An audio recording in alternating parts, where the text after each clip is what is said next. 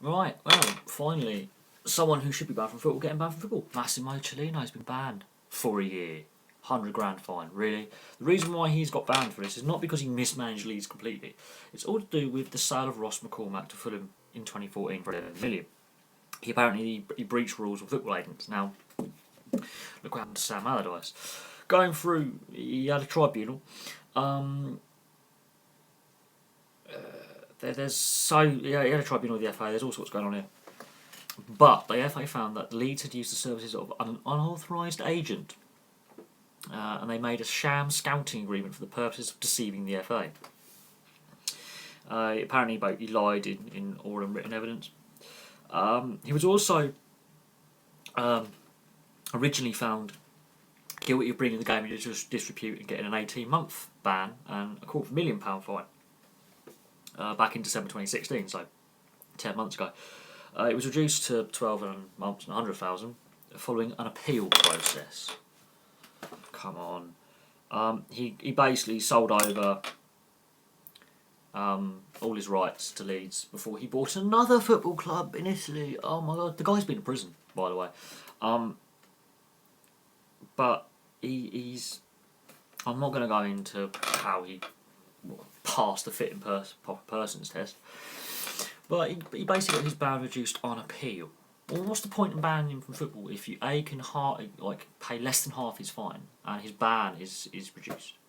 FA again, joke. Come on.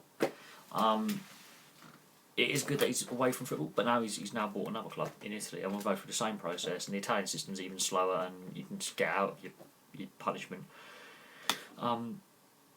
He's caused nothing but chaos at Leeds since he owned it. Now someone else owns it, and it's a different ownership, and Cellino's got no further involvement, and there seems to be stability at Leeds now, which is good. And I was going to try to do less football videos today, but this has come up.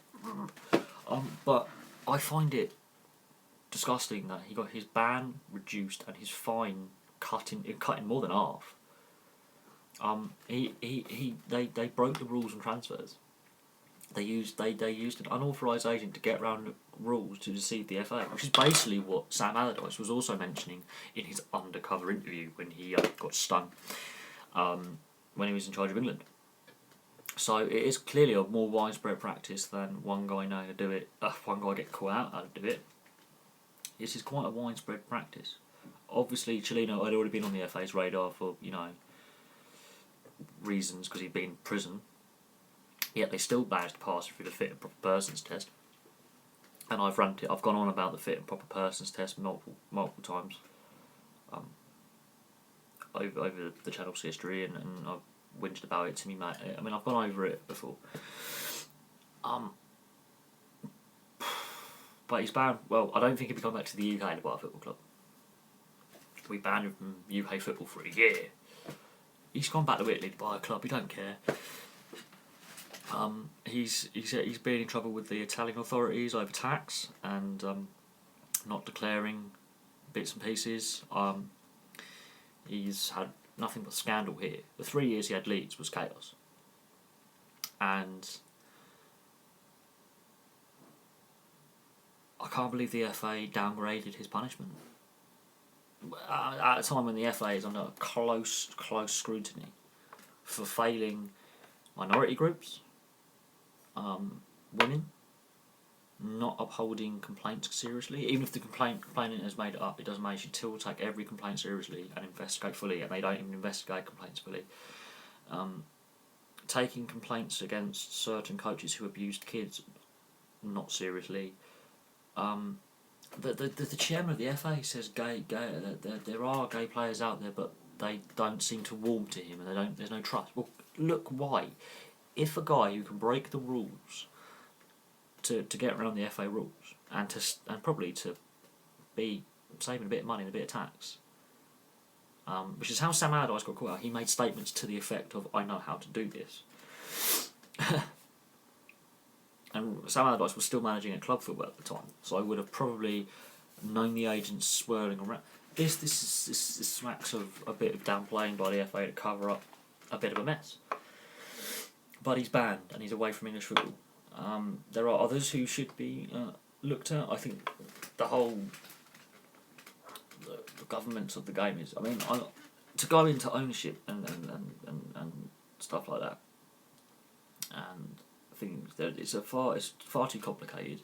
There's no transparency, and it's a very confusing system. In simple terms, rich person buys club, or rich people buy club partnership. They will have multiple other businesses. Club will possibly lose money due to overspend on players' wages, coaches, etc. Rich man wants to pull plug. Club have a problem with debts. That's pretty much what's gone on with a lot of football clubs. A lot of the clubs in the Premier League, especially the top half, including Man City, Man United, Liverpool, Tottenham, have a large amount of debt. Arsenal are well run. If you want to use an example of a football that's well run, Arsenal is probably one. Exeter City surprised me is another one because the fans have far more involvement, and it works.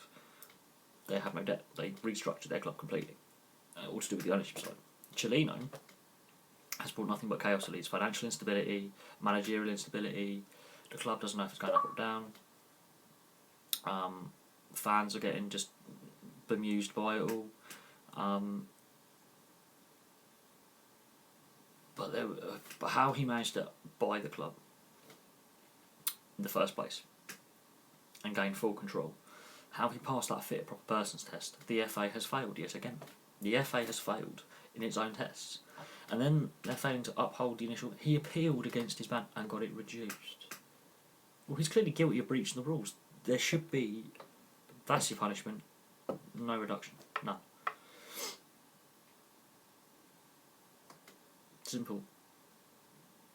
I don't understand why the FA reduced his ban. I really don't. But it's good that he's out of the English game. He's done nothing but big problems for Leeds.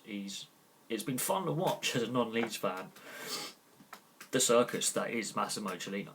But at the same time, it's deeply worrying that someone like that, who's got a criminal record, and his own clubs abroad and brought them into disrepute, and had allegations similar to what's happened here, including match-fixing allegations as well, I believe, was able to purchase a football club which had a history of the last 15 years of some financial problems. So it should have been very under the scrutiny what happened here.